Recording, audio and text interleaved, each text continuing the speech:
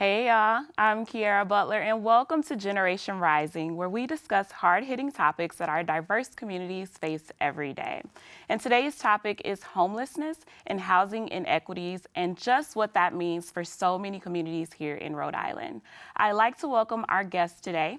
Terri Wright is a writer and community organizer with DARE, the Direct Action for Rights and Equality organization, and Eric Hirsch, an activist and professor of sociology at Providence College.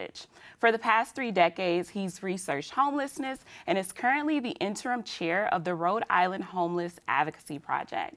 Welcome to the both of you. How are you doing today? Thank you. Great. Thanks for having us. Yes, your energy feels really good today. Yeah. All right, so there are a lot of misconceptions around homelessness. Can you tell us more about the root causes? So the root cause is really the fact that the housing market isn't serving close to a majority of households in Rhode Island because the rents are so astronomically high. I think the housing market is built and operates to provide profits for people, the landlords and real estate owners.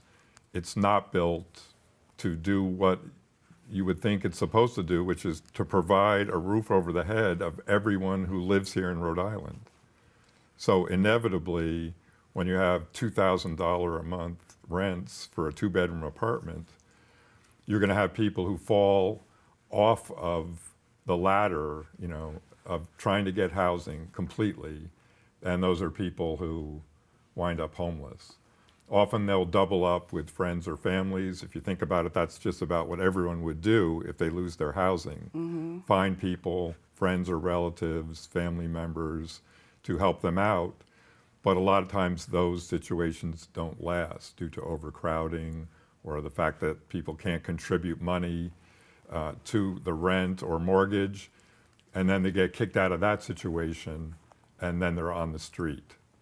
So this has gotten much worse with regard to COVID, because COVID means you can't live in an overcrowded situation. It meant that we had to reduce the number of people in our shelters so that people didn't get sick. For a while, when the federal government was paying for it, the state helped out by putting people in hotels. Once that federal money ran out, then people were back on the street. So we have hundreds of people living outside. The latest number is about 330 people. We think that's an underestimate for sure. But we just don't find it acceptable that people are living outside year-round for the first time in the state's history, that kind of number. And we're going to keep working until that's no longer the case. We will get roofs over the heads of people no matter what we have to do to make that happen. And Terri, what would you say about those root causes? I think it's just the way the world was built. There's always been inequities, racism, systemic racism. It's just getting worse now. People get displaced by fires. Evictions are happening. There are no tenant protections right now. So that just adds to this already growing list of unhoused folks. There's no eviction record sealing either. So if you're getting evicted for non-payment because landlords every 30 days legally, they could raise the rents. Wow, really? Yes. Even with a lease? Even with a lease, yes. Tenants are being priced out, and in court it's due to non-payment, majority of those evictions. So you take that into consideration. You think about our teenagers 18-year-olds who age out of their homes. Landlords don't want to rent to them either. They don't have enough credit. They need someone to sign for them. So there's a mixture of everything out there on the streets right now. And excuse my ignorance, because I thought a lease was like a protection that you sign for a certain number of years. So what does tenant protection look like?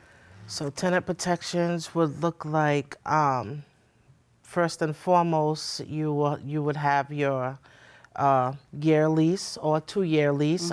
We're actually campaigning for rent stabilization for Providence at DARE.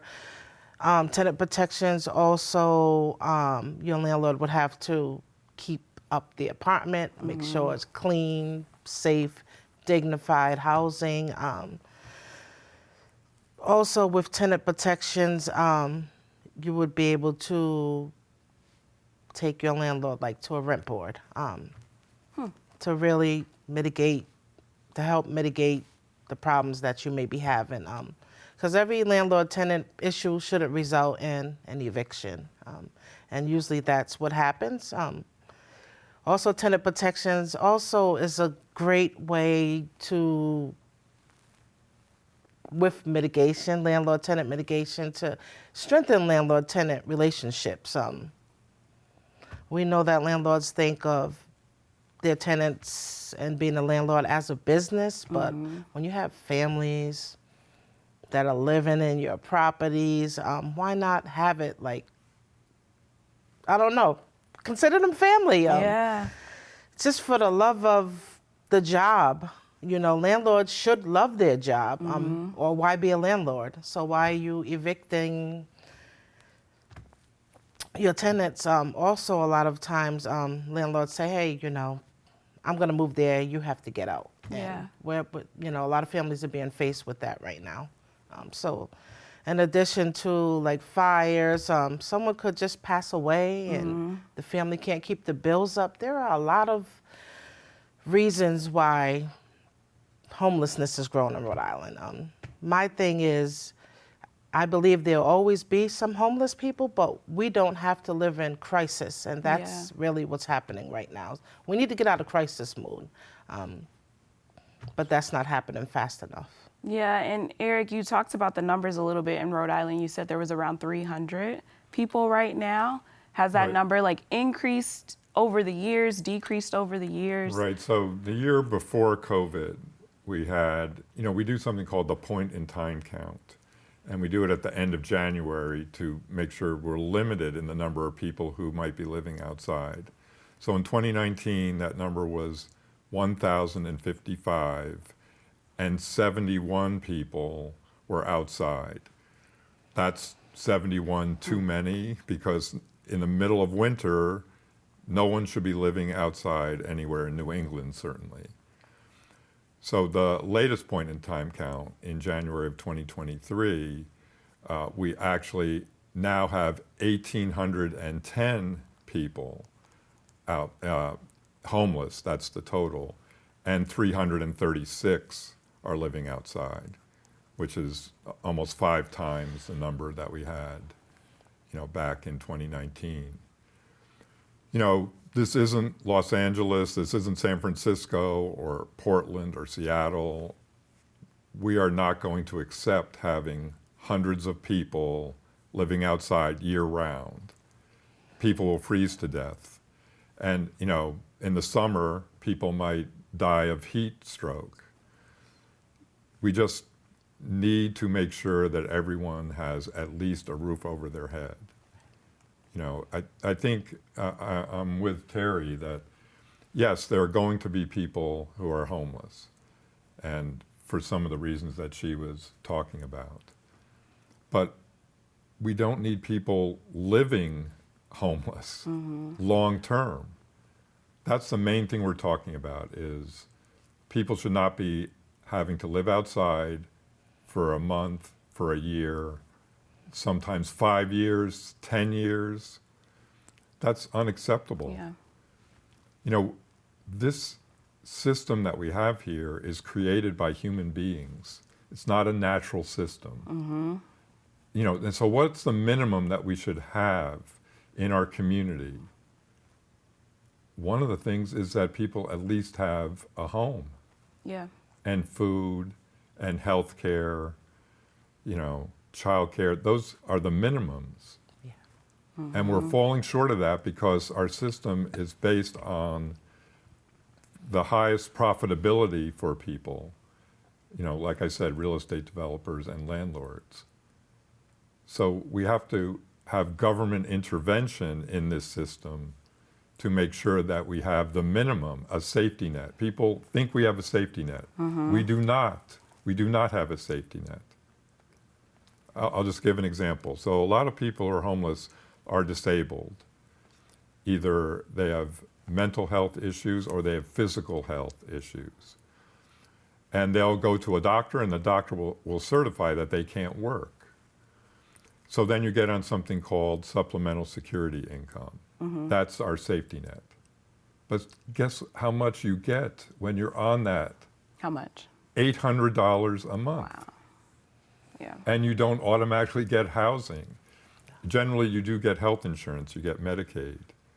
But try finding an apartment with all of the money that you have for the month, for everything you're supposed to buy.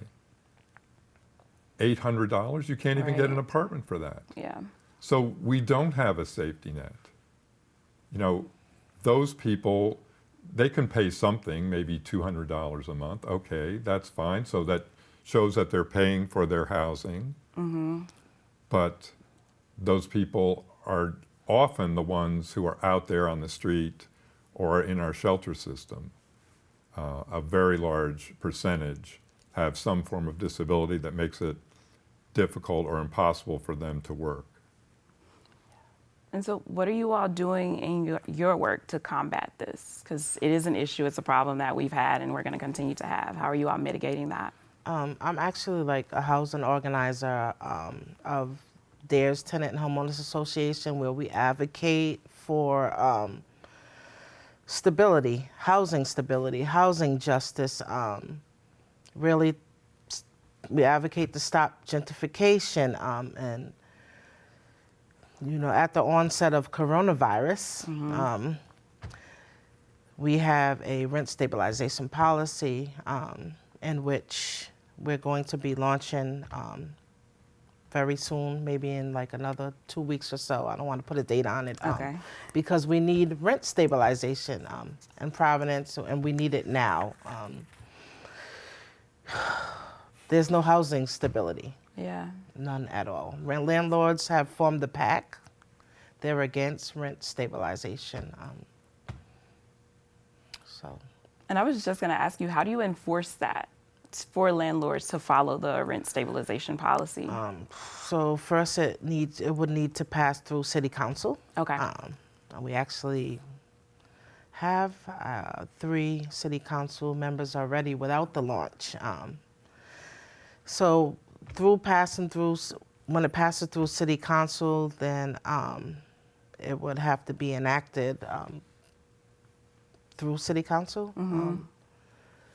I can't give you an answer on how that's going to be done, but almost like the source of income discrimination that we got passed, and that was, just great outreach and, testimony to get it passed, but that was needed as well because landlords were turning away tenants who had Section 8 vouchers. And so this is historic here. And I'm all over the place in my mind right now because our city would rather rehab the Superman building for some luxury housing, upscale housing, than fix this housing crisis. And I would have rather this housing crisis be fixed before any rehabbing for upscale and luxury housing, because that's what's happening right now. We have an influx of hotels and luxury housing. And it's like monopoly is being built around everyone who doesn't have enough money to pay those high rents. I'm actually like a paycheck away from being homeless and unsheltered. So we really, really need like tenant protections right now. But we also need like eviction ceiling. Like, I had a question, maybe I could ask you a question. Do you know of the first eviction? No. So I searched, I went to, the Providence Library, and the first eviction actually was the Trail of Tears, and, removing Indigenous folks from their land But the real question is, I'm just wondering how far back in court documents evictions go, because there's someone out there unhoused that probably didn't get rehoused due to having an eviction. Yeah. Because it's like having a criminal record and it follows you around for the rest of your life, which is dehumanizing. It's unfair. It's not right. It's Yeah. just an eviction. And a lot of evictions are ill-gotten. Landlords, they're like lawyers almost, in court. They have a lot of power. What would you say you're doing in your work? I just want to add that the person who's most likely to be homeless in Rhode Island is an Indigenous person, Native American. They're 6 or 7 times more likely than a white person to be homeless, and black people are about 4 or 5 times more likely, and Latinx people maybe 2 or 3 times more likely. So this definitely affects people of color more than it affects white people. Yeah. Although it affects white people too, just to be clear. Yeah, I mean, in terms of the unsheltered crisis here, that's the way we see this, this large increase in the number of people who are outside. We started protesting this 2 years ago. So this has been a 2-year campaign of particularly trying to get the governor, Governor McKee, to understand the importance of this. And as Terri said, the fact that this is a crisis. You know, if you're flooded out or burned out, you immediately get housing. You immediately get a roof over your head. If you're defined as homeless, then it's seen as your fault. And it's the fact that you're mentally ill and don't know that you need an apartment, or, you're a drug addict, or, various other forms of stigma that affect people who are homeless. There are a lot of drug addicts with roofs over their heads. It's, if you become a drug addict, first of all, you can't control your use of that substance. That's what addict means. But you don't automatically become homeless. There's still a lot of people who manage to stay in their own apartment. So that's not what causes homelessness. Yeah. It's the rent.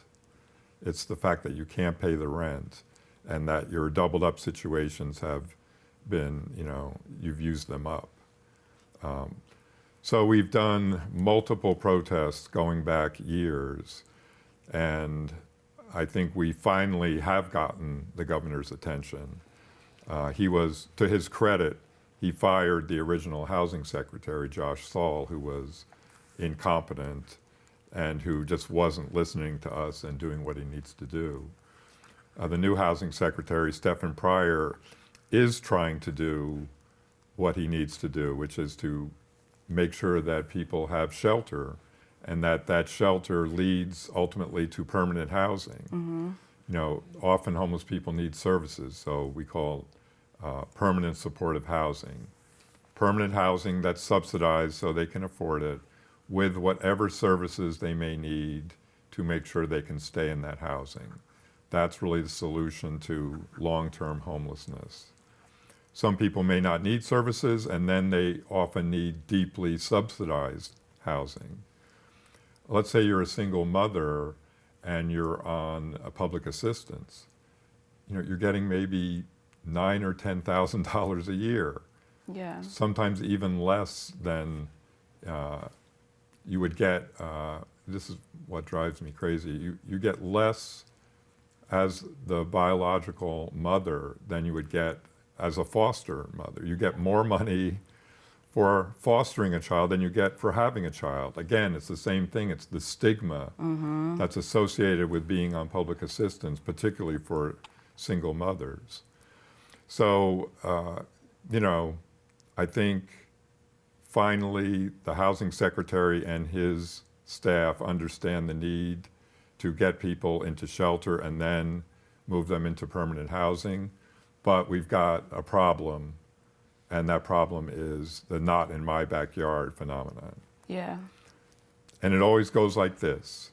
So this is mayors, city councilors, residents, neighborhood residents, where we're going to put a shelter or permanent supportive housing or deeply subsidized housing, they say, oh, I care so much about helping homeless people, but there's always this but.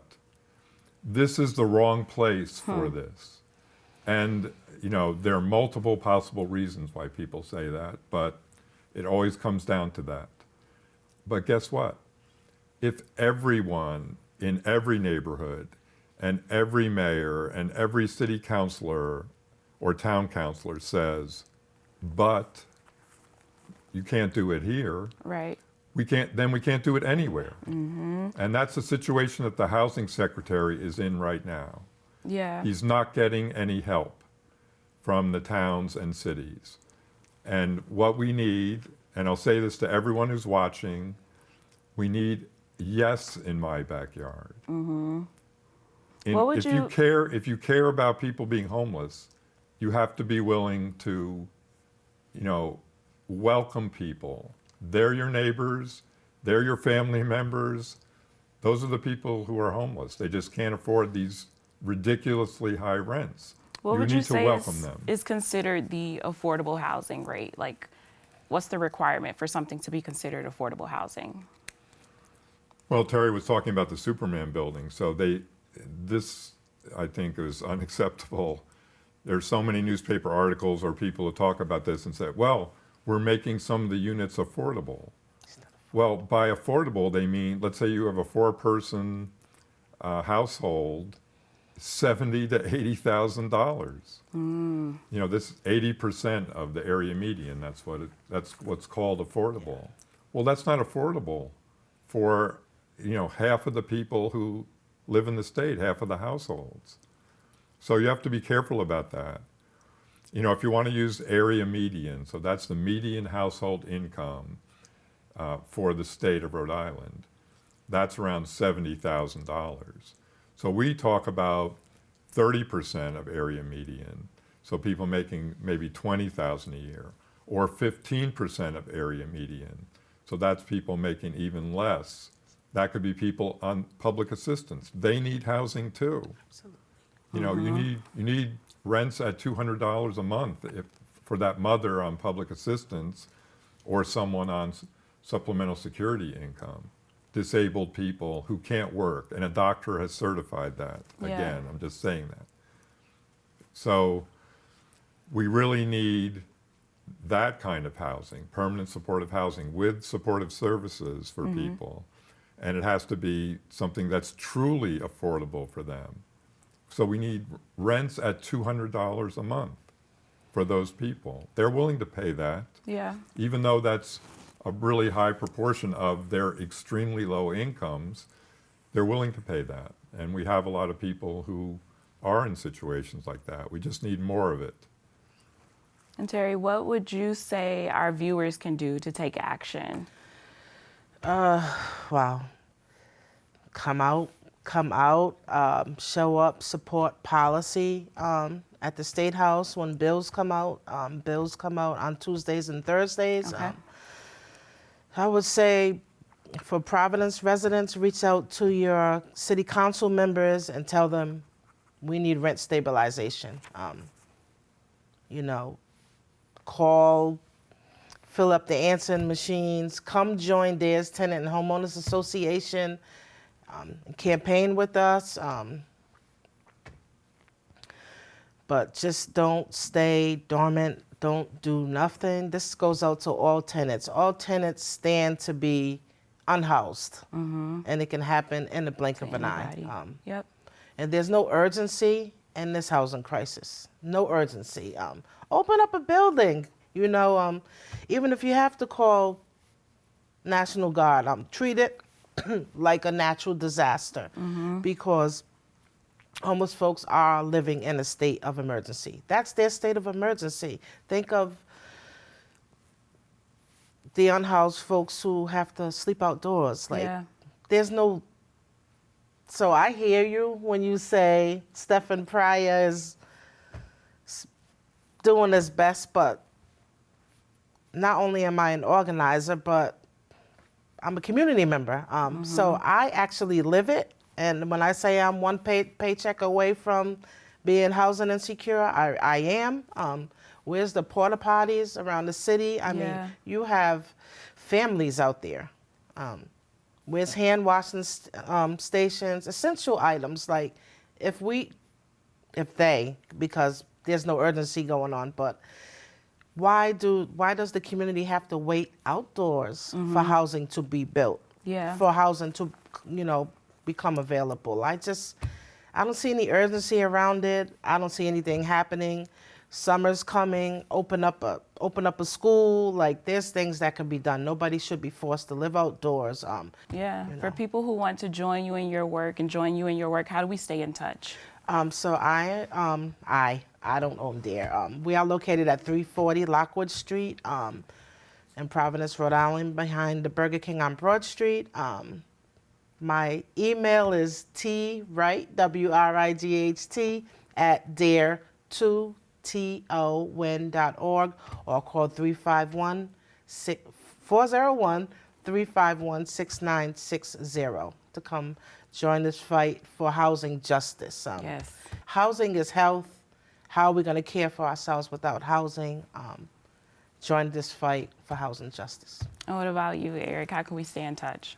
So I just want to support the rent stabilization program in Providence. And so I would reinforce what Terri said about calling your city councilor and say, we want to support rent stabilization. That's really important. And overall, wherever people live in Rhode Island, call your local town councilors or city councilors, call your mayor. They get tons of calls by people saying, not in my backyard. We need people to say, yes, in my backyard. So call and say, we support whatever you need to do to end this crisis, as Terri said. It's a crisis. There should be urgency. This should be the exception to not in my backyard. This should be the yes in my backyard. Yes. And I have an email address too. It's ehirsch@providence.edu. And you can come and join us at the protests that we continue to do to try to get action on this. You can come to the Tenant and Homeowners Association meetings on Tuesday nights 6 p.m. at to 6 8 p.m. Or the RIHAT meetings at DARE, also on Fridays from 11 a.m. to 12 p.m. All right. 340 Lockwood Street. So that is the center of our organizing effort. Thank you so much for providing that information. We have run out of time. That went by fast, right? It always Yes, it goes did. It fast. always goes by fast. But you can watch past episodes anytime on watch.ripbs.org, and be sure to follow us on Facebook and Twitter for the latest updates. And I want you all to leave your mark as well. We've started a tradition here. So if you can grab some chalk and head on over to the board, you can sign away. Thank you. Thank you. Thank you so much.